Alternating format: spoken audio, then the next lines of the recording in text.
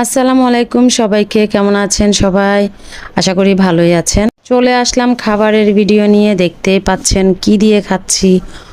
শাক নিয়ে নিয়েছি, এটা হচ্ছে লাল শাক। এরপরে নিয়ে নিয়েছি কাঁঠাল বিচি।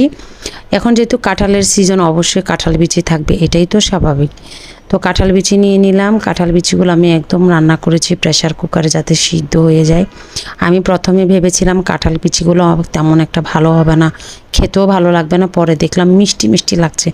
আমার কাছে কাঁঠাল বিচি একটু মিষ্টি হলেই ভালো লাগে। সত্যি কথা বলতে কাঁঠাল বিচি আমার মুরগির মাংস দিয়ে রান্না করতে ভালো লাগে, কিন্তু পরের ঘরে থাকলে কি সেটাকে আর নিজের মতো রান্না করা যায়? কি করব, আমি শুটকি দিয়ে রান্না করেছি। তো এখন নিয়ে নিচ্ছি মাংস। গরু মাংস রান্না করেছি, সেটা নিয়ে নিলাম। তার মধ্যে হচ্ছে এই যে দেখতে পাচ্ছেন মুরগির মাংসও ছিল। আসলে যখন যেটা দিয়ে খেতে ভালো লাগে সেটাই নিচ্ছি। তারপরে আলু দিয়েছি কয়টা, সেটা নিয়ে